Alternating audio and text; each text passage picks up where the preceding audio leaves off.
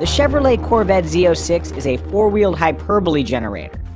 It sticks harder than Dave Grohl on Crunk, it's got more horses than an IKEA lunch buffet, it moves quicker than Justin Bieber's neighbors. The thing is, if you focus solely on performance, you actually overlook what makes the Z06 so darn exceptional. It's strange, but supercar performance isn't all that rare these days, if you have the cash.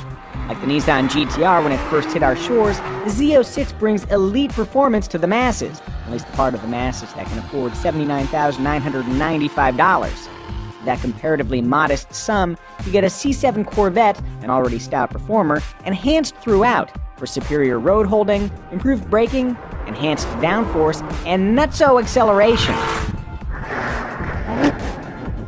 The supercharged 6.2-liter V8 powering the Z06 is not only a 650 horsepower dynamo, it's also the most powerful production motor GM has ever produced. To help remind you of that fact, there's a little badge down here that says 650 horsepower and 650 pound-feet of torque, which will really come in handy when your buddy wants you to take him for a spin around the block, and he's like, hey, is this thing quick? You can just look down there and say, you tell me.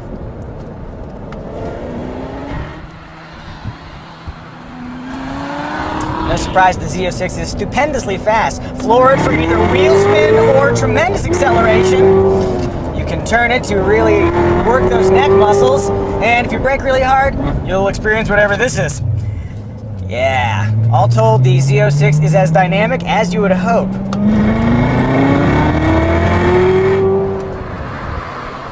Making that possible is standard magnetic ride control, which can be adjusted with this rotary knob right down here. Turning it quickly adjusts suspension firmness, throttle, sensitivity, steering efforts, and stability control settings to best match where and how you're driving.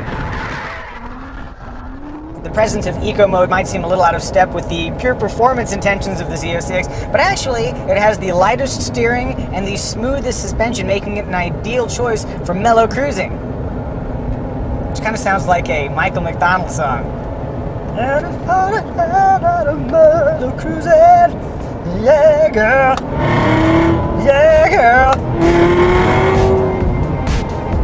Ooh, oh, yeah.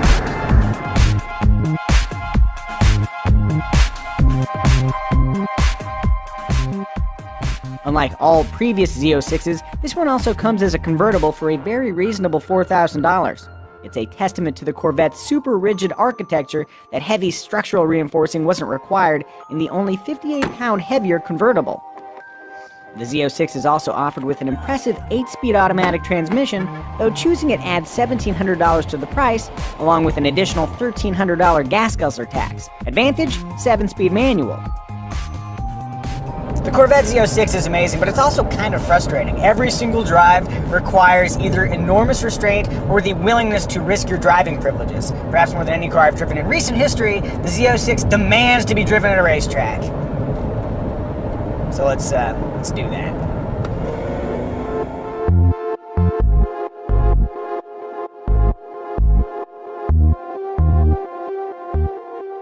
Before blasting out of the pits here, I should probably point out that I am not a professional race car driver. Rather, I am an amateur racer / frequent track day participant, which is actually not that different from most Corvette people, except I'm only in my 30s.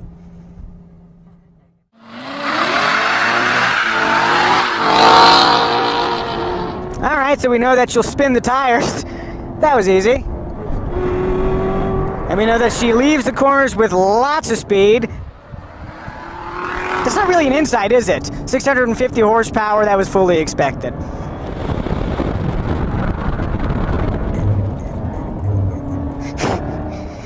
So what happened there is that stability control intervened, then stopped, then intervened, then stopped. So it created kind of a tank slapper effect, rather than kind of smoothly reining it in. Let's make some adjustments. Let's put this over in track mode, see how it does now. Really good opportunity to point out that the rev match feature, which is activated via these little paddle shifters right here, is truly excellent. You can do cool stuff like I'm cruising along in third right now, downshift into second. Pretty seamless. That's great. That takes the heel-toe downshift component out of the track day challenges. You get to focus just on braking and acceleration and your line.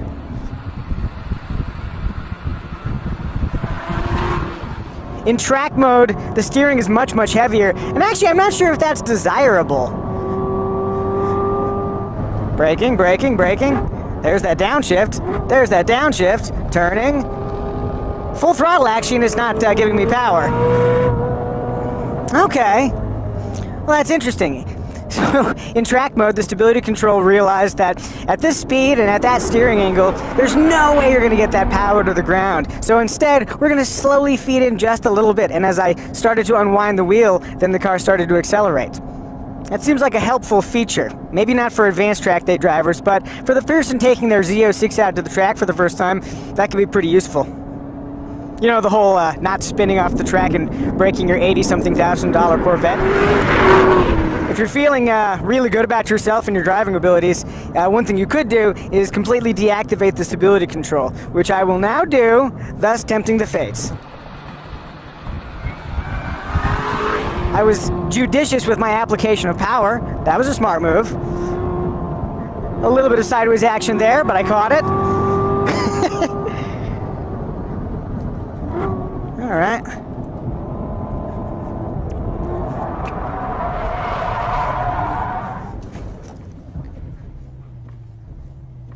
You remember what I just said moments ago about the whole stability control thing? Keep that in mind. And now I'm going to point the correct direction on the racetrack.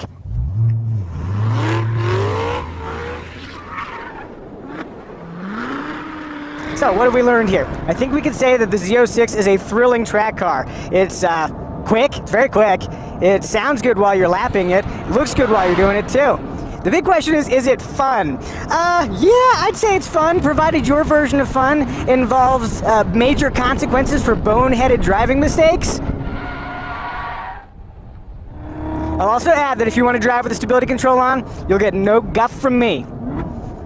Yeah, no, people say guff.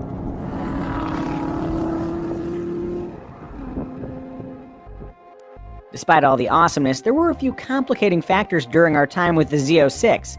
One, we burned down the left rear tire, somehow, slightly reducing our time on track. Two, there was something amiss with the rear suspension, causing odd lateral wriggling when traversing undulating pavement. Willow Springs' super quick turn 8, for example. Maybe a magnetic damper was wonky, or maybe the previous journalist knocked something around. You know how journalists drive.